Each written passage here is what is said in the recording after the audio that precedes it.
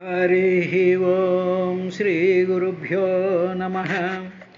निरतं वै निरवज्यमय निखिलचिन्निर्माणमय नित्यमय निरहङ्कारगुणाढ्यमय नियममय निर्दोषमय नट्टि श्रीहरिनामस्मरणामृतं वितडु प्रत्यक्षंबु सेविंचे మరణాంతంబున ఇట్టి సజ్జనుని ధర్మం వేల వ్యర్థం బగున్. హరిభక్తులతో మాటలు ధరను ఎన్నడు చెడని పుణ్యధనముల మూటల్. హరిభక్తులతో మాటలు ధరను ఎన్నడు చెడని పుణ్యధనముల మూటల్. వర ముక్తికాంత తేటలు అడిషడ్వర్గంబు సొరని అరుదగు కోటల్. కోరిన వారలకల్లను చేరువ కైవల్య పదము సిరివరుని మదింకొరని వారలకల్లను దూరము మోక్షాప్తి ఎన్ని త్రోవలనైనన్. లెక్కకు ఎక్కువై కసటులేని మహద్భుత తేజమెల్లడం పిక్కటిలంచెరింతురు అతి భీమభళాఢ్యులు విష్ణుదూతలు. ఆ చక్కని ధర్మశాంతులు అతి సాహసవంతులు దేవపూజితల్ క్రిక్కిరిసీయగంబునను కేశవ సేవక రక్షణార్థమై. శృత్యంత విశ్రాంతమత్యనుక్రమణీయ భగవత్ ప్రసంగతుల్ భాగవతులు. సనకాదిముని యోగి జన సదానందైక పరమ భాగ్యోదయుల్ భాగవతులు. కృష్ణ పద ధ్యాన కేవలామృతపాన పరిణామయుతులు శ్రీ భాగవతులు. బహుపాతకానీక పరిభవ ప్రక్రియా పురుషోగ్రమూర్తులు భాగవతులు. భావతత్వార్థవేదులు భాగవతులు. బ్రహ్మవాదానువాదులు భాగవతులు. సిరులు తన రంగయన్నడు చెటులేని పదవి నొప్పారు వారు భాగవతులు. హరిః ఓం శ్రీ గురుభ్యో నమః. ఓ విదురా, ఆ ధ్రువుడు సునందుడు నందుడు తీసుకొచ్చినటువంటి వైకుంఠం నుంచి తీసుకొచ్చినటువంటి ఆ విమానాన్ని ఎక్కడానికి ఆయన ఉద్యుక్తుడయ్యేటువంటి సందర్భంలో అక్కడ ఉండేటువంటి మహర్షులందరి యొక్క ఆశీర్వచనాలు తీసుకుని తర్వాత ఆ విమానానికి చుట్టూ ప్రదక్షిణం చేసి దానికన్నా ముందు తాను ఆచరించవలసినటువంటి నిత్యానుకర్మానుష్ఠానం ఏదైతే ఉందో అవన్నీ కూడా పూర్తి చేసుకున్నాక మునుల యొక్క ఆశీర్వాదం తీసుకున్నాక తను ఎక్కబోయేటువంటి ఆ వాహనానికి ఆ విమానాన్ని చుట్టూ ప్రదక్షిణం చేసి ఆ తరువాత తనను తీసుకువెళ్ళడానికి వచ్చినటువంటి ఆ విష్ణు దూతలు ఆ విష్ణు పార్షదులైనటువంటి సునంద నందులకు ఆయన అభివాదం చేసి విమానాన్ని ఎక్కడానికి సంసిద్ధుడయ్యాడు. ఇప్పుడు ఏం జరిగింది అంటే సాధారణంగా ఇప్పుడు తను ధ్రువుడు వెళుతూ ఉండేటువంటిది ఏ లోకానికి వెళుతున్నాడంటే విష్ణు పదం వైపుకి వెళుతున్నాడు. సరే, విష్ణుపదానికి వెళుతూ ఉన్నప్పుడు వచ్చినటువంటిది ఏమిటి అంటే సాక్షాత్తు వైకుంఠధామంలో ఉండేటువంటి విమానం వచ్చింది. ఇప్పుడు ఆ విమానాన్ని ఎక్కేటువంటి వాడెవడంటే భూమండలంలో ఉండేటువంటి ఒకానొక మహాభక్తుడైనటువంటి వాడు, సాధకుడైనటువంటి వాడు, రాజు అయినటువంటి వాడు, స్వయం భూమికి సంబంధించినటువంటి వాడు. ఈ భూమండలానికి అక్కడ వైకుంఠానికి ఉండేటువంటి అనంతమైనటువంటి దూరం ఉంటుంది. అందువల్లే దూరంబని నాడో అని చెప్పి మనకి త్యాగరాజుల వారు ఆ కీర్తన ఉంది కదా, చాలా దూరం అన్నాడా భూమి వీడిని రక్షించడానికి వస్తున్నప్పుడు అనేటువంటి అంత దూరం ఉండేటువంటి దాంట్లో వీళ్ళే ప్రయాణం చేయాలి. ఇప్పుడు ఆ విమానం ఎక్కాలి. సాధారణంగా మనం విమానాలు ఎక్కేటప్పుడు ఏం చేస్తూ ఉంటారండి అంటే మనకి ఒక నిచ్చెన వేస్తారు, అంటే ఒక ల్యాడర్ ఒకటి వేస్తే ఆ ల్యాడర్ని పట్టుకుని మనం విమానంలోకి ఎక్కుతాం. అంటే విమానం హైట్లో ఉంటుంది. ఇప్పుడు వచ్చినటువంటి విమానం భూమిని తాకదు, ఇది మనం గుర్తించాలి. దేవలోకాల నుంచి వచ్చినటువంటి ఏ విమానము కూడా భూమిని తాకదు, భూమికి తగలకుండా అది కొంత హైట్లో ఉంటుంది. అదేవిధంగా రామాయణంలో శరభంగాశ్రమానికి శ్రీరామచంద్రుడు లక్ష్మణ సమేతుడే సీతా సమేతుడే అరణ్యవాసం చేస్తున్నప్పుడు ఇక వెళ్ళేటప్పటికి ఆ శరభంగాశ్రమంలో ఇంద్రుడు ఆయన ఆ రథం ఎక్కి ఆ విమానం ఎక్కి అక్కడికి వస్తాడు, రథం మీద వస్తాడు. అది రాముడు లక్ష్మణుడు చూస్తాడు, అన్నా ఏమిటి అదేదో విమానం ఉంది, అది భూమిని తాకటం లేదేమిటి, భూమి పైభాగంలో ఉందేమిటి అంటే అప్పుడు శ్రీరామచంద్రుడు లక్ష్మణుడితో అంటాడు, అది ఇంద్రుడు వచ్చాడు శరభంగుడి దగ్గరికి, కాబట్టి మనం అతను వెళ్ళిన తర్వాత ఆశ్రమంలోకి వెళ్దాం, let us not disturb them అనేసేసి వాళ్ళు అక్కడ ఆగిపోతారు. కాబట్టి దేవలోకం నుంచి వస్తున్నటువంటి ఏ విమానము కూడా భూమిని తాకడం అనేటువంటిది ఉండదు. ఏ పురాణంలో చూసినా మనకి ఇది కనిపిస్తూ ఉంటుంది. సరే, ఇలాగా భూమికి తాకనప్పుడు మరి ఈ ధ్రువుడు ఎక్కాలిగా, దాని మీదకి ఎక్కాలి అంటే దానికి నిచ్చెన ఉండాలిగా. ఏమిటి నిచ్చెన వేశారు తెలిసిన ఓ విదురా అని ఒక అద్భుతమైనటువంటి విశేషాన్ని ఒకటి చెప్పాడు. తత ఉత్తానపద పుత్రో దదర్శాంతకమాగతం మృత్యోర్మూర్ధి పదం దత్వా ఆరురోహాద్భుతం గృహం. మనం ఎవరు ఊహించలేనటువంటి ఒక విషయం జరిగింది అక్కడ. అద్భుతం, మహాద్భుతమైనటువంటి ఆ గృహం, ఆ విమానాన్ని ఆయన అధిరోహించాడు. ఎలా ఎక్కాడు? What is the ladder? అక్కడ ఉండేటువంటి నిచ్చెన ఏమిటి అంటే అప్పుడు ఉత్తానపాదుని పుత్రుడైనటువంటి ధ్రువుడు ఏం చేశాడంటే వచ్చినటువంటి నిచ్చెనని ఆగతం ఒక నిచ్చెన వచ్చింది అక్కడికి. ఏమిటా నిచ్చెన అంటే అంతకం మృత్యుదేవత వచ్చింది అక్కడికి. మృత్యుదేవత నిచ్చెనలాగా వచ్చింది అక్కడికి. వచ్చేటప్పటికి దదర్శ చూశాడు. నేనేమో వైకుంఠానికి వెళ్ళడానికి వాళ్ళు తీసుకొచ్చారా, విమానం పైకి ఉందా, నేను వెళ్ళడానికి వచ్చేటప్పటికి మృత్యుదేవత వచ్చేసిందా అంటే ఏమిటన్నమాట, మృత్యుదేవత నన్ను కబళించడానికి వచ్చిందా, ఇదేదైనా నాకు విఘ్నం, ఏమిటి జరుగుతోంది అని ధ్రువుడు ఏం చేశాడంటే అంతకం దదర్శ, అంతకం అంటే అంతం చేసేటువంటి మృత్యుదేవత వచ్చేటప్పటికి అప్పుడు మృత్యోహో, ఆ మృత్యుదేవత యొక్క మూఢ్ని తలపై పదం కాలిని దత్వా ఉంచి ఆ అద్భుతమైనటువంటి విమానాన్ని అధిరోహించేసి ప్రయాణం సాగించాడు. అంటే ఏమిటన్నమాట, ఇక్కడ మనకు రెండు విషయాలు జాగ్రత్తగా గమనించాలి. సాధారణంగా ఏ జీవుడు కూడా ఆ సశరీరంగా స్వర్గాది లోకాలకి వెళ్ళడం కానీ ఇంకొక లోకాలకి వెళ్ళడం అనేటువంటిది ఎప్పుడూ కూడా ఉండదు. ఎందుకంటే ఇది పంచభూతాత్మకమైనటువంటి దేహం కాబట్టి, పంచభూతాత్మకం తర్వాత అనేక రకాలైనటువంటి స్థితులతో కూడుకుని నిరంతరము కూడా భూమి ఆకర్షణ శక్తి లొంగిపోయి ఉండేటువంటి పృథ్వీతత్వ సంబంధమైనటువంటిది ఊర్ధ్వలోకాల్లో అత్యద్భుతమైనటువంటి వెలుగులతోనూ కాంతులతోనూ ప్రభలతోనూ ఉండేటువంటి లోకాలవి. ఆ లోకాలకి ఈ దేహం కుదరదు, ఈ దేహంతో వెళ్ళేటువంటి ప్రసక్తి లేదు.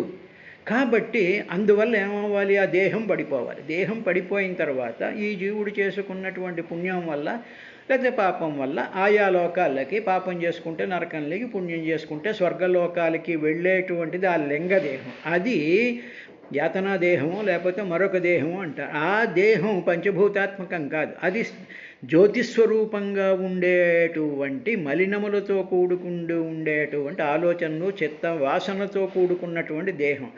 ఆ దేహంతో ఊర్ధ్వలోకాలకి, పైలోకాలకి వెళ్ళడం అనేటువంటిది మామూలుగా జరుగుతూ ఉంటుంది. ఎవరు కూడా సశరీరంగా వెళ్ళేటువంటి పని లేదు. కానీ కొన్ని మహాభక్తుల యొక్క చరిత్రలు కానీ చూసినట్లయితే మనకి ఆ సశరీరంగా వెళ్ళినటువంటి భక్తులు కూడా మనకు కనిపిస్తూ ఉంటారు. అదేవిధంగా ధ్రువుడు ఏం చేశాడంటే మృత్యోహమూర్ధ్ని దత్వా పదం, అప్పుడు ఆ మృత్యువు యొక్క నెత్తి మీద కాలు పెట్టి అప్పుడు ఆ విమానంలోకి లోపలికి ఎగిరి విమానంలో కూర్చున్నాడు. అద్భుతమైనటువంటి ఆ విమానంలో కూర్చున్నాడు. అంటే ఏమిటన్నమాట, భగవంతుడి దగ్గరికి వెళ్ళడము అనేటువంటి కాన్సెప్ట్ ఏంటంటే అమృతమయమవ్వడం అన్నమాట. అంటే మృత్యు సంబంధమైనటువంటి దానిని కాలితో పక్కకి తోసేసేసి ఆ మృత్యుదేవత యొక్క నెత్తి మీద కాలు పెట్టాడు అంటే మత్స్యమైనటువంటి దేహంతో ఆ దేహంతోనే ఆ మృత్యువుని పక్కకి లాగేసేసి వెళ్ళాడు. అంతకు ముందు ఏం జరిగింది అనేటువంటిది ఒక్కసారి మనం గుర్తు చేసుకుంటే హిరణ్మయం, ఆ హిరణ్మయమైనటువంటి తేజోరూపంతో ఉండేటువంటి రూపాన్ని బిభ్రతు ధరించాడుగా. అంటే అప్పుడు ఏమైపోయిందనమాట, విష్ణు పార్షదులు తీసుకొచ్చినటువంటి ఆ విమానం వల్ల, ఆ స్మరణ వల్ల, ఆ నామస్మరణ వల్ల తన శరీరం అంతా కదా అంటే మృతమే ధర్మముగా కలిగినటువంటి శరీరాన్ని వదిలేసేసి తేజోమయ రూపమైనటువంటి హిరణ్మయ రూపం బిభ్రతు, ఆ హిరణ్యమయమైనటువంటి రూపాన్ని ధరించాడుగా. అందువల్ల అటువంటి దేహాన్ని మృత్యువు ఏం చేయలేదు. కానీ మృత్యు ఏమనుకుంది అంటే, ఇంకా వీడు మర్చుడు రాజుగారు కాబట్టి వీడేదో తపస్సు చేశాడు అనేటువంటి ఆ కాలస్వరూపం ఎవరి కోసం ఆగదు కాబట్టి తన డ్యూటీ తాను చేయడానికి వచ్చేసేప్పుడు దాని మీద కాలు పెట్టేసేసి వెళ్ళిపోయాడయ్యా అన్నారు. ఇది జరుగుతుంది. ఇందులో గ్రహించవలసినటువంటిది ఏమిటి అంటే, ఓం నమో భగవతే వాసుదేవాయ, ఓం నమో భగవతే వాసుదేవాయ, ఓం నమో భగవతే వాసుదేవాయ, ఓం నమో భగవతే వాసుదేవాయ, ఓం నమో భగవతే వాసుదేవాయ. ఉపాసన చేసినప్పుడు సాధారణమైనటువంటి మనలాంటి మానవులందరికీ కూడా మృత్యు వస్తుంది కాబట్టి ఆ మృత్యు వచ్చినప్పుడు ఏ విధమైనటువంటి భయము లేకుండా ఓకే నువ్వు వచ్చావా అని చెప్పి నిన్ను నేనేం కేర్ చేయనులే, వస్తే నీ ధర్మం నువ్వు నెరవేర్చుకుంటావు అని చెప్పేసేసి మనం ఏ విధంగా అయితే కేర్లెస్గా ఉండి దాన్ని పక్కకు తోసేస్తామో అలాంటి పరిస్థితి ఏర్పడుతుంది అని దీని భావం. ఇది అయిన తర్వాత విమానం ఎక్కిన తర్వాత విమానం స్టార్టెడ్ ఫ్లయింగ్, అది వెళ్ళడం మొదలెట్టిందయ్యా.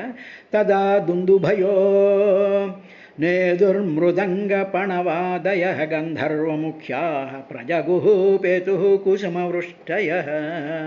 ఆ విమానం అలా బయలుదేరి వెళుతూ ఉండేటప్పుడు అప్పుడు దుందుభయ, దుందుబులు ఆకాశంలో దుందుబులు మోగడం ప్రారంభించాయి. మృదంగ పణవాదయ, మృదంగాలు, పణవలంటే తప్పెట్లు, తర్వాత రకరకాలైనటువంటి సంగీత వాయిద్యాలు మ్రోగడం ప్రారంభించాయి. తర్వాత ఏమైంది, ఇవిలా మోగుతూ ఉండేటప్పుడే గంధర్వముఖ్యా ప్రజగుః కుసుమవృష్టయ పేతుః. ఇలాగ విమానంలో మహాభక్తుడైనటువంటి వాడు, ఆ ద్వాదశాక్షరి మంత్రోపాసకుడైనటువంటి ఆ ధ్రువుడిని వాళ్ళు తీసుకెళ్తూ ఉండేటప్పుడు గంధర్వులు వచ్చి పాటలు పాడడం ప్రారంభించారు. ఆ గంధర్వ స్త్రీలందరూ కూడా పుష్పాలతో ఆయనని అభిషేకం చేసేటువంటి విధంగా జరిగేటువంటి విధంగా పూలవానులన్నీ కూడా కురిసాయి. ఈ లోకాలన్నీ దాటుకుంటూ వెళ్తున్నప్పుడు ఈ లోకాలలో ఉండేటువంటి వాళ్ళందరూ కూడా ఒక మహాభక్తుడికి ఎంత అదృష్టం కలిగింది, మనం ఎవ్వరము పొందలేనటువంటి ఆ మహత్తరమైనటువంటి ధామానికి వెళ్తున్నాడు అని వెళుతూ ఉండేటువంటి సందర్భంలో సడన్గా ఏం జరిగిందో ధ్రువ తెలుసా? పాపం ధ్రువుడికి ఆ సంతోషం కొంచెం ఒక బ్రేక్ వచ్చిందయ్యా. అదేమిటో తెలుసా?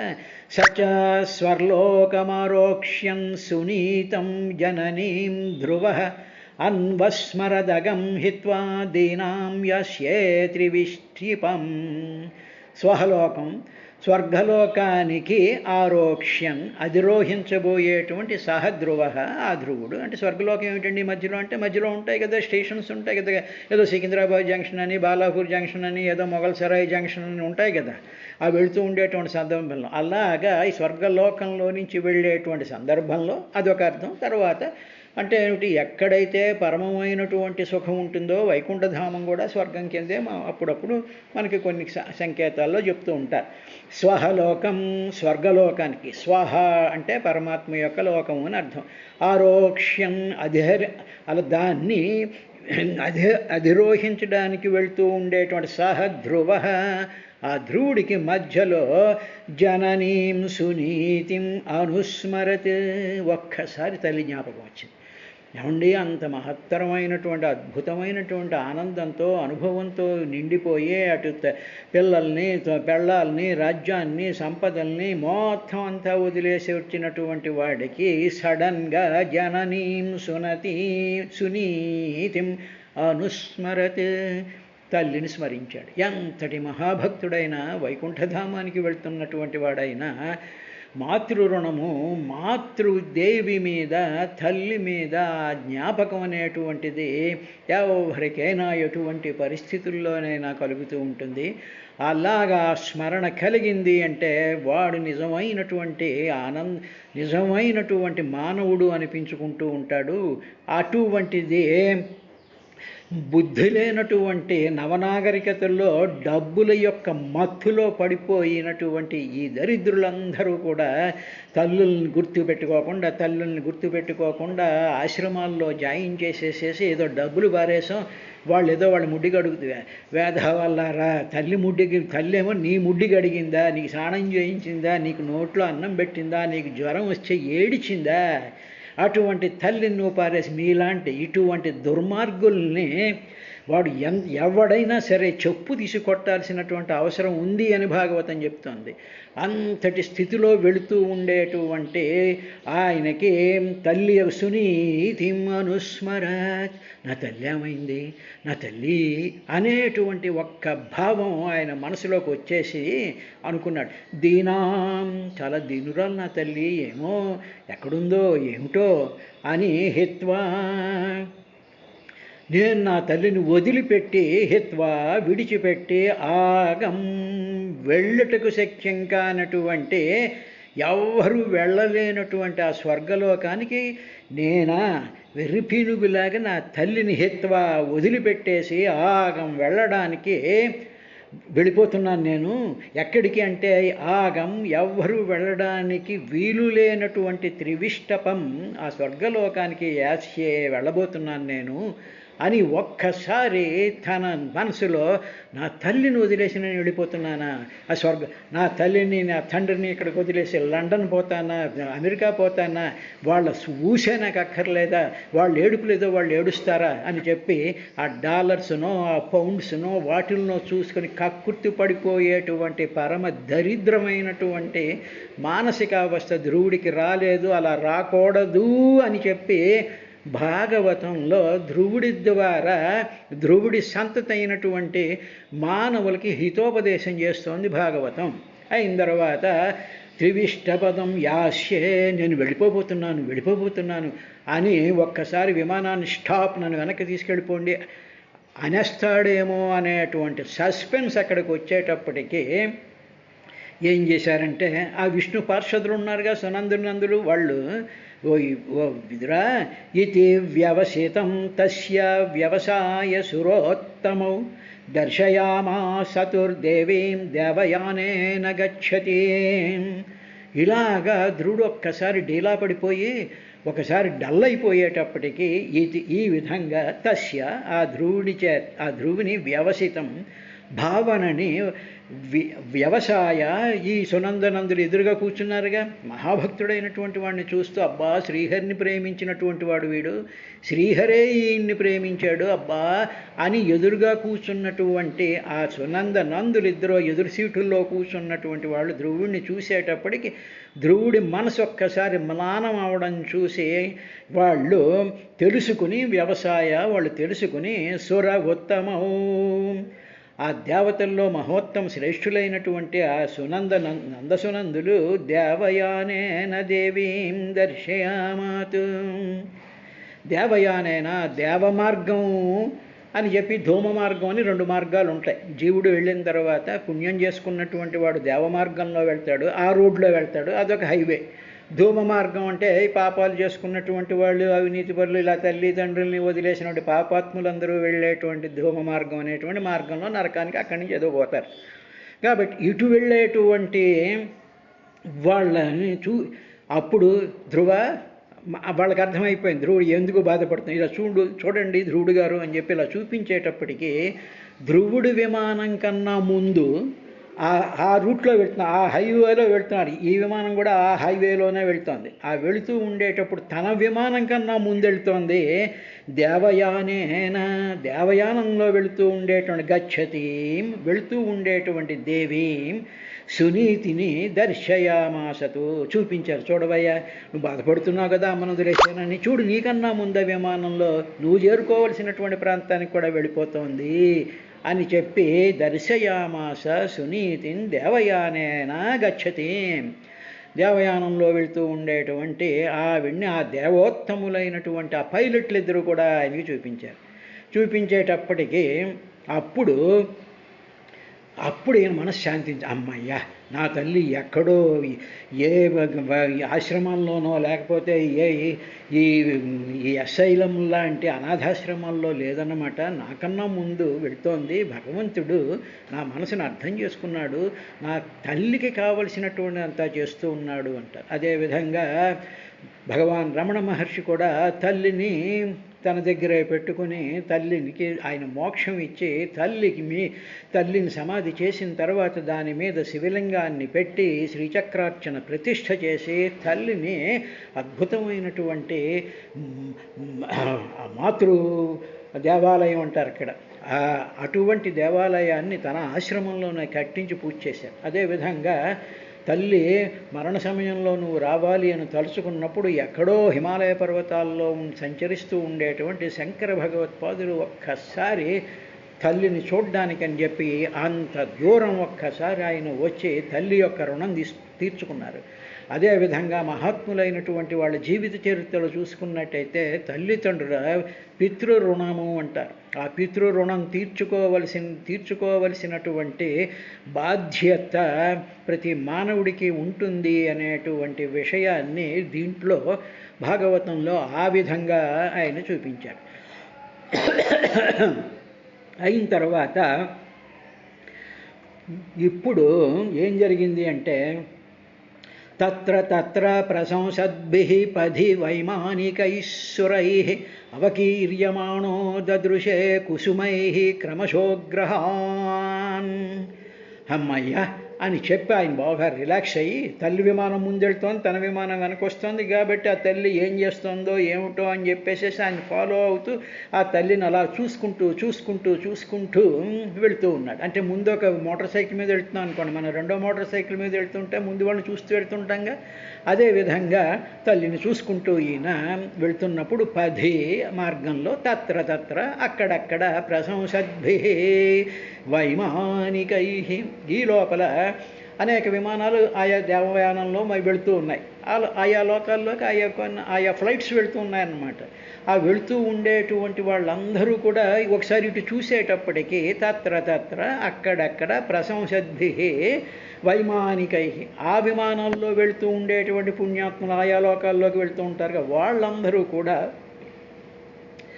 తల్లిని గౌరవించి తల్లి కోసం అంతటి విమానంలో వెళుతున్నటువంటి వాడే తల్లిని చూసి ఎంతో ఆనందంతో పొంగిపోతూ అమ్మయ్యా అని తల్లి రుణాన్ని నేను తీర్చుకున్నాను అనేటువంటి భావంతో పరంధామానికి చేరుకున్నటువంటి ఆ ధ్రువుణ్ణి చూసి మిగతా కింద ఉండేటువంటి జంక్షన్స్లోకి వెళుతూ ఉండేటువంటి వైమానికైః సురైః కుసుమైః అవకీర్యమాణైః, అందులో ఉండేటువంటి ఆ దేవతా స్వరూపులైనటువంటి దేవతలు, సిద్ధులు, సాధ్యులు, యక్షులు, కిన్నరులు, చారణులు, ఈ దేవజాతులు వాళ్ళు మహాపుణ్యాత్ములు, భక్తులు ఎవరైతే వెళుతూ ఉంటారో విమానాల్లో వాళ్ళందరూ కూడా ధ్రువుడి మీద కుసుమైః అవకీర్యమాణైః, వాళ్ళ విమానాల్లో ఉండేటువంటి ఆ పుష్పాలని వాటిల్ని ఆ ధ్రువుడి మీద చల్లుతుంటే వాళ్ళ యొక్క పొగడ్తల చేత, వాళ్ళ యొక్క ఆశీర్వాదాల చేత, వాళ్ళ యొక్క ప్రశంసల చేత ఈయన గ్రహాన్ క్రమశః దదృశే,